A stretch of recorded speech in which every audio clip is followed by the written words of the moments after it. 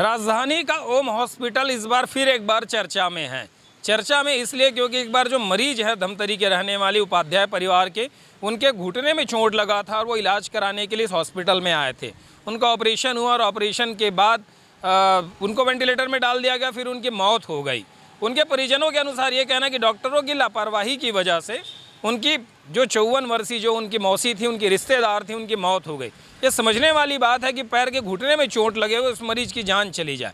मरीज के इलाज से संबंधित दस्तावेजों की, मेडिकल हिस्ट्री से संबंधित पेपर्स की मांग उनके परिजनों के द्वारा की जा रही है ताकि वो उन पर किसी प्रकार की कानूनी कार्यवाही कर सकें, स्वास्थ्य विभाग में शिकायत कर सकें। पर ओम अस्पताल प्रबंधन मरीज के परिजनों को अब कोई भी उनके इलाज से संबंधित दस्तावेज देने से बच रहा है, आनाकानी कर रहा है। लगातार अस्पताल प्रबंधन के परिजन जो है चक्कर लगा रहे हैं, फिर भी उनको देने से मना किया जा रहा है। जो मृतिका थी सीमा उपाध्याय, उनकी भतीजी ने क्या कहा आप खुद सुनिए।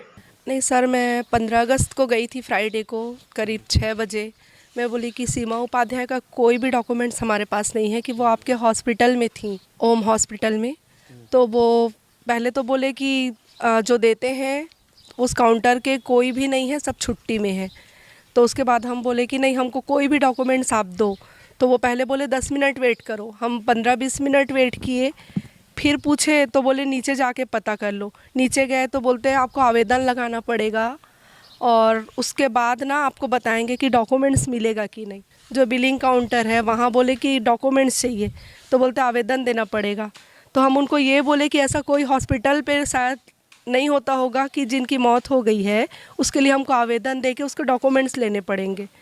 तो फिर वो हमको बोले कि ठीक है आप कल सुबह आइए। तो हम उनसे एग्जैक्टली टाइम भी पूछे कि किस टाइम आए हम, तो बोले आप 10:30-11 बजे आइए। ओम हॉस्पिटल हमेशा से लंबे समय से विवादित रहा है। ये पहली ऐसी घटना नहीं है जिसमें किसी मरीज की जान गई हो। अगर पिछले 5 से 7 सालों का अगर हम रिकॉर्ड देखते हैं तो लगभग सैकड़ों मरीजों की जान चली गई है।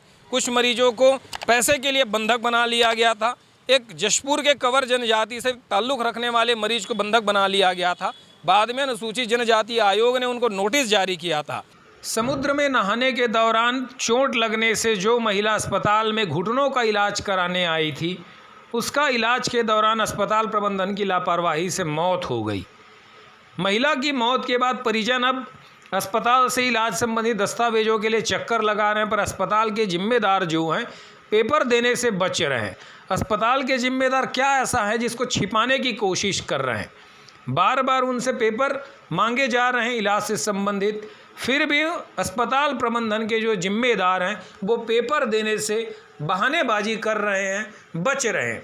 जब उनके बेटे से हमने बात की तो बेटे ने जो कहा वो बड़ा चौंकाने वाला है, वो आप भी सुनिए। 11 तारीख की बात है, आज 16 तारीख हो गया, 17 तारीख है, अभी तक आपका पेपर नहीं बना क्या करके? तो बोलते हैं पेपर नहीं बना है, आपको एप्लीकेशन देना पड़ेगा। फिर एप्लीकेशन से पहले बोलते हैं मेरे को जो मैडम एप्लीकेशन बिल बनाती है वो मैडम 2 दिन छुट्टी में है। तो उसको मैंने बोला कि एक स्टाफ के भरोसे हॉस्पिटल चलता है क्या आपका? तो बोलते हैं नहीं, वो छुट्टी में वही बनाती है, उसके अलावा कोई नहीं बनाता। तो मैं उनको ये भी बोला कि आज के दिन में कहीं डिस्चार्ज हो रहा है तो आप उसको पेपर 5 दिन बाद देंगे, जब वो 5 दिन बाद आएगी तो वो बोलते हैं नहीं। तो फिर वो बोलते हैं कि आपको एप्लीकेशन देना पड़ेगा। तो मैं फिर ऊपर आ गया, जो उनकी HR मैडम बैठती है, HR मैडम बैठती है कॉर्नर में, वो बोलती है आपको मेरे पे भरोसा रखिए, आप एप्लीकेशन दीजिए, मैं आपको मंडे को दे दूँगी। फिर उसके बाद बोलती है आप रुकिए, मैं पूछ के बताती हूँ। तो उसके बाद मैडम बोलती है मेरे को 15 मिनट आप रुकिए, मैं पूछ के बताती हूँ सर से करके। उसी बीच में दीदी का कॉन्फ्रेंस में MD से बात होती है।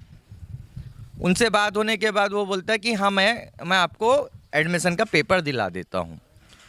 आधे घंटे बाद हमको नीचे बुलाए, पेपर दिए। उस पेपर में सिर्फ मम्मी का नाम सीमा उपाध्याय, पिताजी का नाम संतोष कुमार उपाध्याय, उनकी उम्र और उनका एड्रेस, और पीछे हॉस्पिटल का डिटेल दिया गया था। ये आर्थो के डॉक्टर हैं, ये गायनोस्टिक के डॉक्टर है। वो अपना पूरा ऐड लिख के भेजे थे। क्या मैं उनका ऐड लेने गया था वहाँ पे?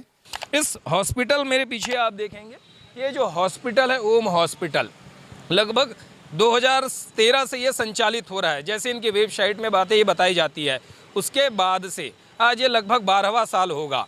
अभी जब इसकी शिकायत CMHO से और DD नगर पुलिस स्टेशन से हुई है, उसमें क्या कार्रवाई होगी तो आने वाले दिनों में दिखेगा। पर सबसे बड़ी बात ये कह रही है कि राजधानी रायपुर में हॉस्पिटल के नाम पे जो कॉरपोरेट चल रहा है, राजधानी में अगर हम देखें तो प्रत्येक सप्ताह एक नया हॉस्पिटल खुल जाता है और एक एक हॉस्पिटल की कॉस्ट जो है लगभग 50 से 100 करोड़ रुपए की होती है। यही हॉस्पिटल जो है लूट के अड्डे बन गए हैं। कुछ दिनों पहले हमने एक रामकृष्णा हॉस्पिटल की आपको स्टोरी दिखाया था, जहां पर मरीज की लापरवाही पूर्वक कैजुअल्टी इमरजेंसी वार्ड में इलाज किया गया था। उन्होंने CMHO से शिकायत की थी। अब कुछ दिनों पहले इसी हॉस्पिटल में ही एक मरीज की मौत हो गई थी, डेड बॉडी नहीं दी जा रही थी। DD नगर पुलिस थाने में शिकायत की गई, पुलिस के हस्तक्षेप के बाद जो है परिजनों को लाश दी गई थी। ऐसे ही अनेक मामले हैं राजधानी के विभिन्न अस्पतालों, जो निजी अस्पताल हैं, वो सिर्फ इलाज के नाम पे लूट के अड्डे बने हुए हैं। इस हॉस्पिटल के बारे में जो जानकारी हमको निकल के सामने आई है, इस हॉस्पिटल के संचालक कमलेश अग्रवाल को बताया जाता है इस हॉस्पिटल की एक ब्रांच जो है आपका तिल्दा में और दूसरा सराईपाली में भी है। समझिए एक हॉस्पिटल 12 सालों में कैसे तीन अपनी ब्रांचें खोल लिया। हॉस्पिटल के नाम पे जो इलाज का धंधा है या इलाज के नाम पे जो हॉस्पिटल का धंधा है वो लगातार फल फूल रहा है और मासूम मरीजों की जान जा रही है।